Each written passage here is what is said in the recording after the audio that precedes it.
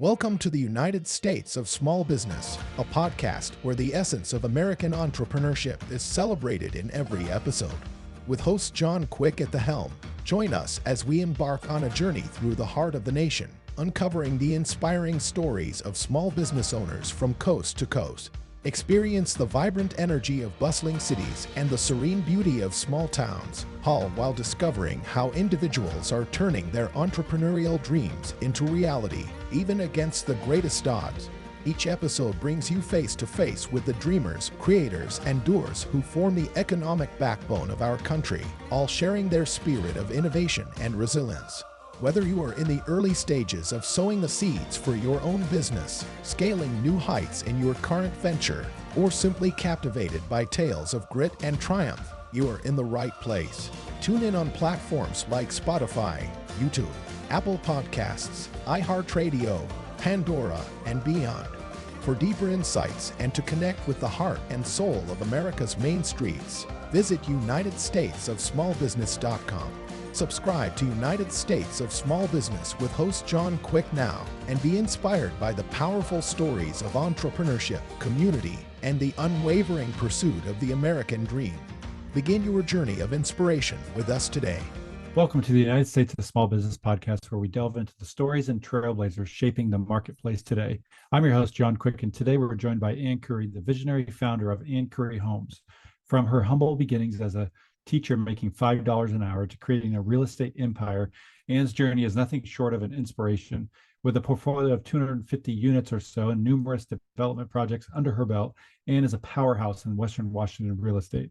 Join us as Ann shares her insights on building wealth through real estate, her strategies for success, and how she empowers others to achieve financial freedom and generational wealth. Get ready to be inspired by a leader who's reshaping the industry and helping others along the way. So without further ado, Ann, welcome to the United States of Small Business podcast.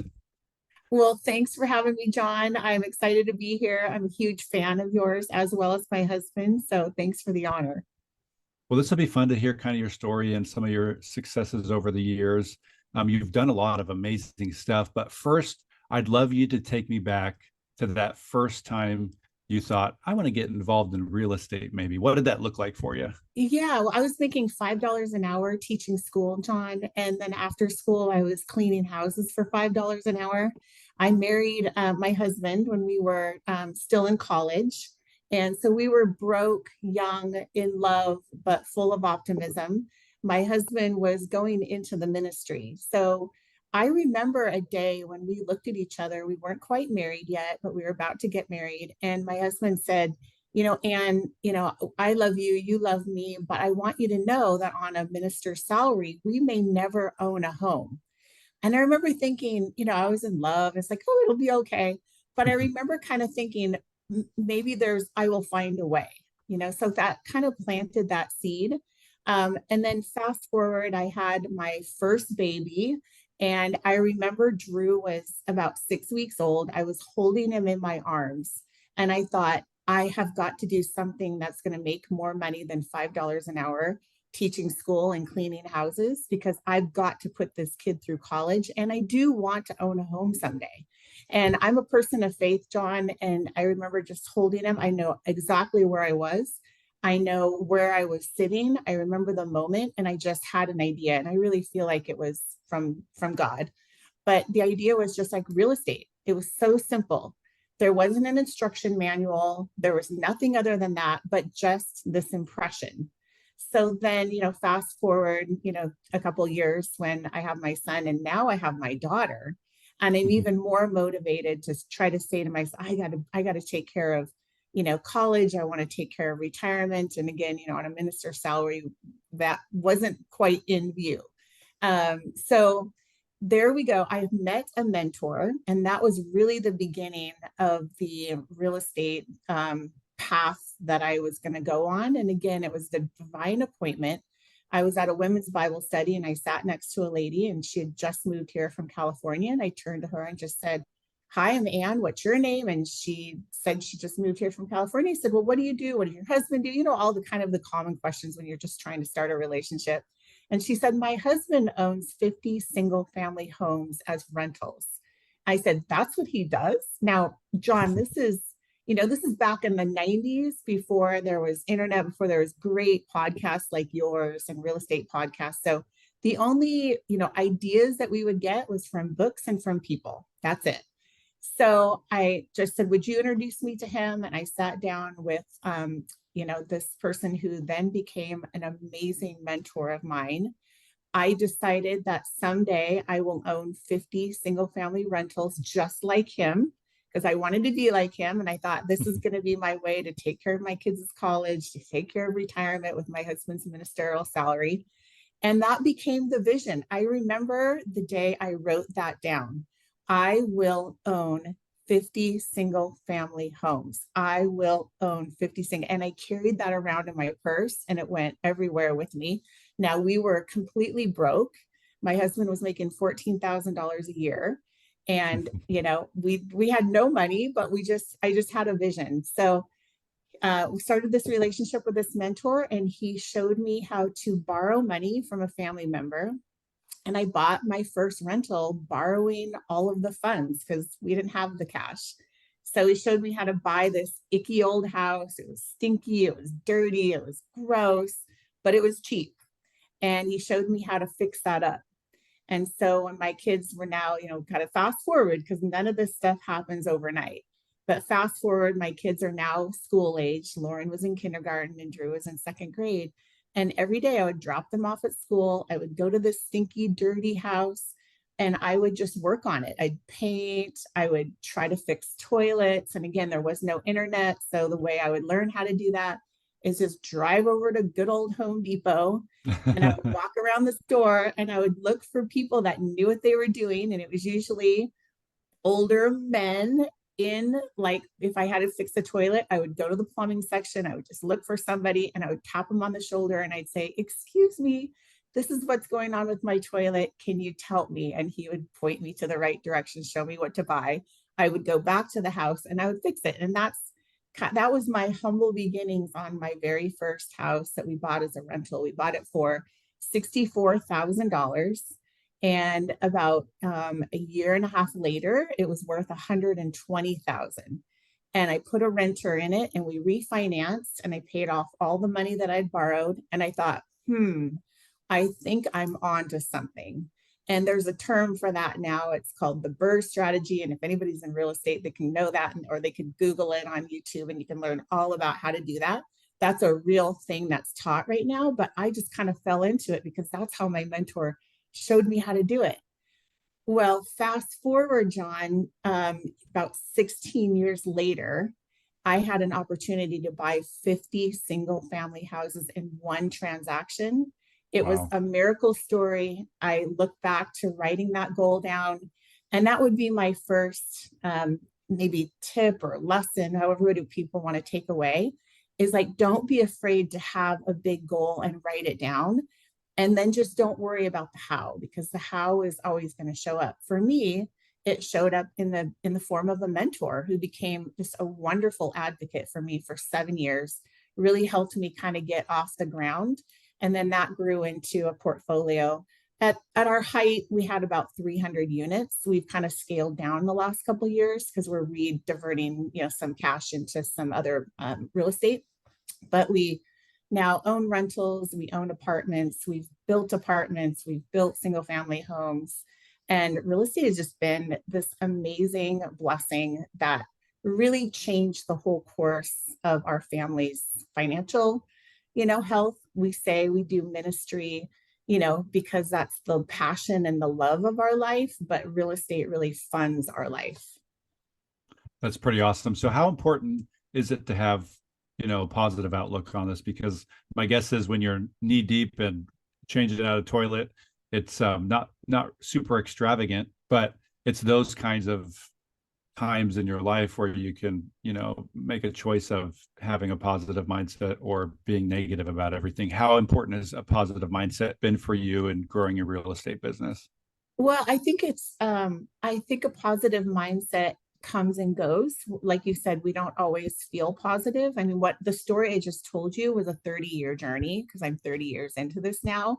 None of that was lickety split, get an idea, now you're rolling, you have all this success. It took it took years to find my mentor. And then, it took 7 years for me to kind of tutor under him. So nothing was instant and certainly not glamorous. I mean, driving to those houses and they stunk and they were gross. And I remember summertime and it was hot and there's no air conditioning. And it's nasty.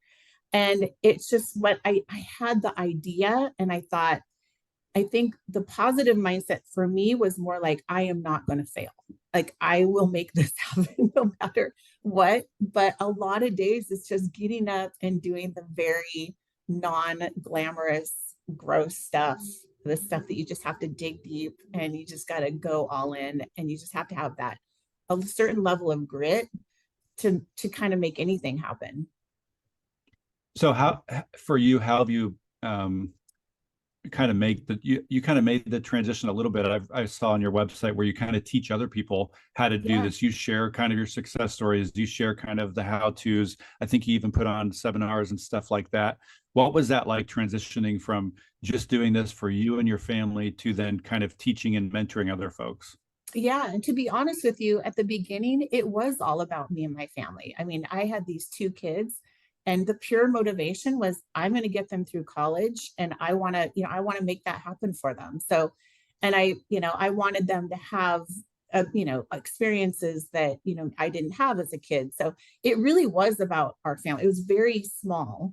And then I just had some success and then I saw what it did for our family. And then I thought to myself, this is too good not to share. I mean, I feel like I have a moral obligation to teach people what I know because it's been so amazing for our family. So that's where that passion of teaching other people and showing them how comes from, because I thought if I can do it, and John, I would tell you that I would name myself least likely to succeed in real estate. When I first got started and I was cleaning up these houses and fixing them up, it was, in a form of construction. And I would have people say to me, you're never going to make it. You're a woman. You're in your 20s. How are you going to make that happen? And, I kind of just, kind of put it to the side and thought that fueled my motivation to want to make it happen even more. But yeah, I kind of feel like if I could do it, making $14,000 a year with my husband's salary and me making $5 an hour, and I could do it, then anybody can do it. It just takes that level of grit. So we do offer free education. We do events 4 times a year. And then I do have a mentorship program, not an expensive mentorship program. What I found was there's great mentorship programs out there, amazing, but it consists of like putting up several $1,000s in a 1 year, 2 year commitment. We just do one-on-one sessions, and it's like buy as many as you want, almost kind of like a counselor, a marriage or family therapist would charge. And so if they just need 1 hour just to get motivated or kind of figure out where to even start, or if they have an issue and they need some help. So it's really kind of pay as you go. That's awesome. You mentioned you had a mentor early on. Is there somebody else in your life that's kind of been a hero to you that you've looked up to? I'm sure there's lots of people that look up to you. You have a pretty great presence on social media where you're consistently sharing kind of your day in and day out life, but who's been a hero to you and why? Yeah, well, a couple. I'll answer that in 2 different ways. My mental hero was my husband, Dean, because I remember it was before we even bought our first rental, and I was getting ready to close on the very first one. And he came home one day and I was just sobbing on our little, steps outside of our house. And he's like, what's wrong? And I don't want to fail. And I was just, just full of fear and, just like, I was just so scared. I'm not a natural risk taker. I'm very conservative that way, but my husband has more of that bent. And he looked me straight in the eyes as I'm bawling my eyes out. And he said, Anne, I would rather go bankrupt than have you not try. And that gave me, I just remember it so clearly. And it was so long ago, it was almost 30 years ago. And I just remember that gave me the courage just to kind of know that my husband was behind me, and that if I took some risk and it didn't work out, because not everything's guaranteed, right, John? Sometimes you take risk and it works. And when I say risk, I'm a very calculated risk taker. We talk a lot about that in my mentorship program when I'm talking to people, is we set it up so it's very hard for you to fail. However, I didn't know that back then because all of this was so new to me. And then my other mentor was a gentleman that I met right after I had written down my second goal. So I had the first goal, which we accomplished. And my second goal was I wanted to own a 20-unit apartment building. So I was going to transition from doing all single family into apartments, which seemed like this big thing. And it was very, I was a little intimidated by it. But I wrote down, I want to own a 20-unit apartment building. And not too long after that, I was at a donor dinner for a nonprofit. And I sat right down next to a man at my table, and he built apartment buildings. So we talked that whole dinner, probably 2 hours. I think we ignored everybody else around me. And he became my multifamily mentor. So the Lord provided a single family mentor and then a multifamily mentor. And he really showed me how to move into that multifamily space. And my goal was 20 units, but my first purchase was a 60-unit apartment building with his help. Wow. So yeah, I would just say nothing really great happens without people. Relationships is really where the magic happens. And I think, one thing that when I look back, I didn't do everything right. But when I look back, one of the things that I feel like I did right was I wasn't afraid to say, would you help me? So like with my first mentor, I just said, I want to meet you. Would you help me? My second mentor, I said, would you help me? And both, when you get to a certain stage of life, and I feel like I'm there now, and I'm sure you feel like this too, you want to help. So you're honored when people ask for your expertise and how you can help them. It's probably one of the greatest honors. That's awesome. So you kind of alluded to this a little bit earlier, but how does faith play a role in what you do? I think I know the answer to that, but I'm sure our guests would love to hear, how that works in your day-to-day life, whether it's through business or just relationships and your family and stuff like that. Yeah, well, it's huge, as you know, and I feel like I'm a person who's been led. And as I look over my life, again, these little moments you look back and it's so clear. And the moment you just feel like you're kind of doing what you're supposed to be doing. But I look back and I say, no, that was really the Lord. God gave me that idea. That was not me when I was holding Drew and he was 6 weeks old. And I remember exactly where I was. Real estate was not my idea. I feel like that was just, and it was, again, it didn't come with an instruction manual. So the faith to believe that that really was an inspiration, plays a huge part of it. And then of course, nothing is guaranteed. So you're always living on faith, and our being in the ministry is a huge part of our life. And it's been fun because Dean and I had a goal a long time ago that someday he would be able to just volunteer his time instead of getting paid by the church. And real estate has been able to let us have him be a full-time volunteer. And so again, it's been super rewarding. But yeah, I'm just so thankful to God for everything he's given us. And a lot of it comes in the form of ideas. He's That's a great awesome. idea giver. Yeah, he's the best, right? Yeah, he is. So there's going to be lots of folks that are listening to this that are maybe aspiring entrepreneurs, or maybe they're taking that first tiptoe into opening up their own brick and mortar or online business. As somebody that's been doing this for a while and has some success, what kind of advice would you give folks that are maybe hesitant to take that first leap of faith into becoming an entrepreneur? Yeah, well, I would say, like my husband said to me, it's like, don't have that fear of failure. That can't be the foremost in your brain. Find something that you feel like you really can commit to, because it really does take a whole lot of level of grit. It's like you give up your 9 to 5, but you take on a 24/7 when you go into business for yourself. You're usually always on. But the rewards are amazing. And I would just say, go for it, but find something that you're really excited about, because that idea that you're completely committed to is the stuff that gets you through the hard times. And it's not about money.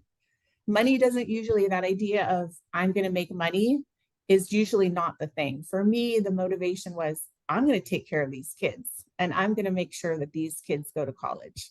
So it was about the kids. It wasn't really about the money. It was about what the money could do. And of course, that grew into, wanting to give back into the ministry and all these other things. It was very simple back then. It was all about my kids. So I think on your one of your sayings is get rich slow. So talk to me a little bit about that, because I think in today's day and age, and probably for the last ever, people want to get rich day one, hour two, or they want to, that first job out of college, they want to be the CEO of the company 5 weeks into the job. Get rich slow. What does that mean for you? Get rich slow is not a sexy term, but I feel like it's more realistic. There's so many great podcasts and education out there around real estate. You can find it all over YouTube, as you know.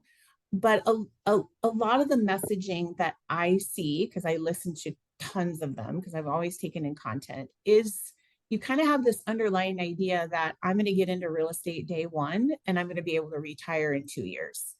And John, I just don't think that's realistic. I've had a ton of success in real estate, but I didn't buy my first house until after I met that mentor for 2 or 3 years. I mean, a lot of it was I would show up to his job sites and I would volunteer to clean or clip hedges just to learn from him. So it really doesn't, you don't have to follow that path. It doesn't have to go that slow, but we didn't have the internet or all the wonderful things that they have right now. But I teach, get rich slow, because it is a very methodical process. But let me leave you with this one thing before we go.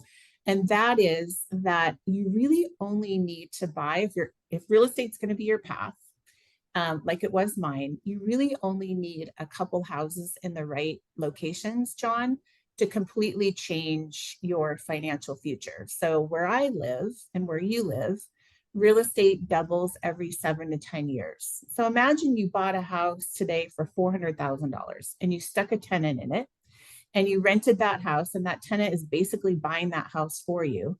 In 7 to 10 years, that $400,000 house is going to be worth 800. In another 10 years, it's going to be worth 1.6 million. All the while that tenant is paying that house down for you, your loan is getting smaller and smaller and smaller, but the value is getting higher and higher and higher. How many of those do you really need to change what your retirement looks like, or what your kids' college fund looks like? So you don't have to be me and own, all these units. In fact, I'm teaching my own daughter, Lauren, just think of 5. If you just buy 5 rentals over the course of the next, 5 to 7 years, think about what your retirement's going to look like. And you don't have to just keep going. If that's all you want to do, then that's great. But real estate, there's no other investment, that's as great as real estate. Maybe you have a goal of just owning one house and it's the house that you live in. That's like a forced savings account. Real estate does go in cycles, and we had a great crash of 2008, which was completely not ordinary. But for the most part, if you watch history, it just keeps going up and up and up over time. So it's like a forced savings account. At least have a goal, my friends, if I could just encourage you to at least own one. But if you could do 5, and it's in an appreciating market that doubles every 7 to 10 years, you're going to do remarkably well.